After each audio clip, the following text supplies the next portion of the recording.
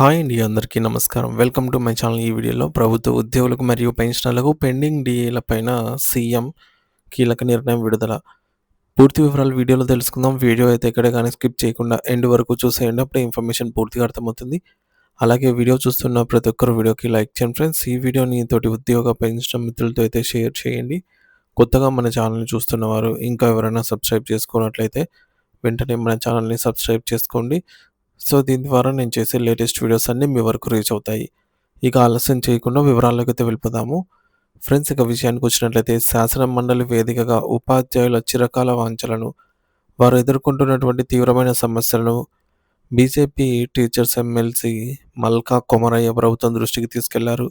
రాష్ట్రంలోని విద్యా వ్యవస్థను నమ్ముకొని పనిచేస్తున్నటువంటి ఉపాధ్యాయులకు అందాల్సిన కరువు భత్యం, డీఏ బకాయిలను వెంటనే విడుదల చేయాలని, అలాగే కొత్త పీఆర్సీ ప్రకటనలో జరుగుతున్నటువంటి జాప్యాన్ని నివారించాలని ఆయన గట్టిగా డిమాండ్ చేశారు.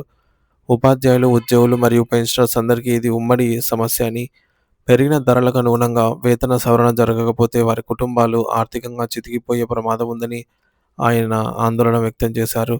ముఖ్యంగా రాష్ట్ర వ్యాప్తంగా ఉన్న 194 మోడల్ స్కూళ్ళలో నిరంతరంగా శ్రమిస్తున్నటువంటి సుమారు 3,000 మంది రెగ్యులర్ ఉపాధ్యాయుల భవిష్యత్తుపై ప్రభుత్వం స్పష్టత ఇవ్వాలని కోరారు.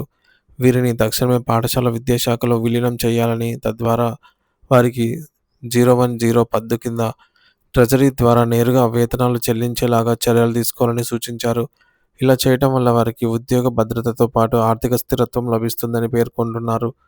అదేవిధంగా కస్తూర్బా గాంధీ బాలికా బాలికా పాఠశాలల్లో విద్యాలయాల్లో అంటే కేజీబీవీల్లో కూడా మరియు మోడల్ స్కూళ్ళలో దశాబ్దాలుగా కాంట్రాక్ట్ పద్ధతిలో పనిచేస్తున్నటువంటి ఉపాధ్యాయుల వేతనాలు ప్రస్తుత జీవన వ్యయానికి ఏమాత్రం సరిపోవటం లేదని విమర్శించారు.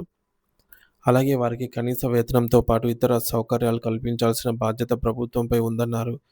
రాష్ట్రంలోని ప్రభుత్వ పాఠశాలల దుస్థితి వివరిస్తూ, అనేక పాఠశాలల్లో కనీస మౌలిక సదుపాయాలు, వసతులు కూడా లేక విద్యార్థులు అల్లాడిపోతున్నారని ఆవేదన వ్యక్తం చేశారు. త్రాగునీరు, మరుగుదొడ్లు, సరిపడా బెంచీలు మరియు తరగతి గదుల కొరత విద్యార్థుల చదువులపై ప్రతికూల ప్రభావం చూపుతోందని, వీటిని వెంటనే చక్కదిద్దాలని అయితే డిమాండ్ చేశారు.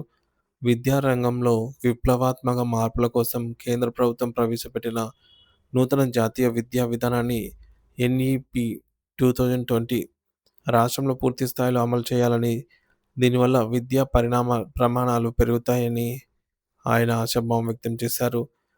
ఉపాధ్యాయులతో పాటు రాష్ట్రంలోని లక్షలాది మంది ఉద్యోగులు, పెన్షనర్లు ఎదురు చూస్తున్నటువంటి డీఏలు, పీఆర్సీ అంశంపై ప్రభుత్వం కాలయాపన చేయకుండా తక్షణమే నిర్ణయం తీసుకోవాలని, సకాలంలో పెండింగ్లో ఉన్న బకాయిలు విడుదల చేయకపోవడం వల్ల ఉద్యోగ వర్గాల్లో అసంతృప్తి తీవ్రంగా నెలకొందని, ప్రభుత్వం సానుకూలంగా స్పందించి ఉపాధ్యాయులకు, ఉద్యోగులకు ఇచ్చిన హామీలను నెరవేర్చాలని ఎమ్మెల్సీ మల్కా కొమరయ్య అయితే ఈ సందర్భంగా గట్టిగా నొక్కి చెప్పారు.